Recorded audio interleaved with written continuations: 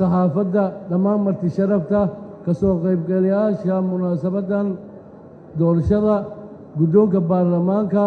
waxaan idinku salaamayaa salaanta islaamka assalaamu calaykum waraxmatullaahi wabarakaatu waxaan jeclaan lahaa inaan xoogoo isdhegaysanno waqti baan nagu socdo walaalayaalow waad ogtihiin saacaddan soo galnay iyo waqtiga haddii la joogo waxaan jeclaan lahaa wax yar inaan isdhegaysanno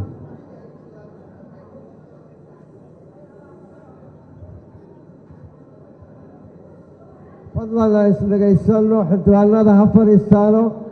fadlan ha la aamuso khudbada ha la dhegaysto fadlan xildhibaanada taagtaagan ha fadhiistaano buuqa ha joojiyaano aan ismaqalno si hawsha aan u qabsanno fadlan mudanayaal iyo marwooyin saaxiibadeeda sharafta leh waxaan rabaa inaan idin xasuusiyo inaan u dhaarannay dalkan inaan badbaadinno weliba maalin soonaan dhaarannay dhaartaannada waxay ahayd dalkan iyo dadka iyo diinta inaan badbaadinno sidaa daraaddeed waxaa laydinka rabaa hadda tale caawa gacantaannaday ku jirtaa haddii mar tale gacantaannada ka baxdo dhibaato kale waaye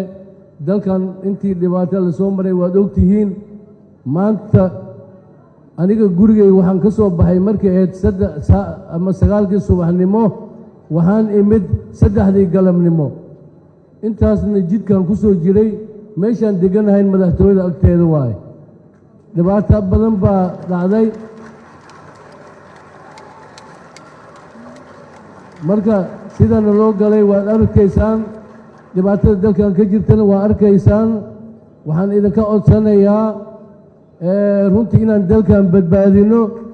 annagayna na saaran tahay runtii badbaadada dalkan waxay ku jirto annaga dhan waa dareemaynaa isbeddelaa loo baahan yahay loo baahan yahay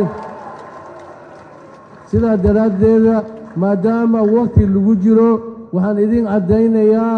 tartankii aan u soo gudbay wareegga labaad waa ka haray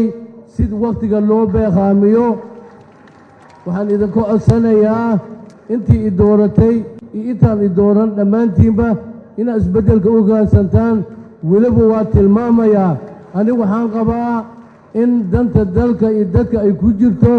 sheekh aadan maxamed nuur madoobe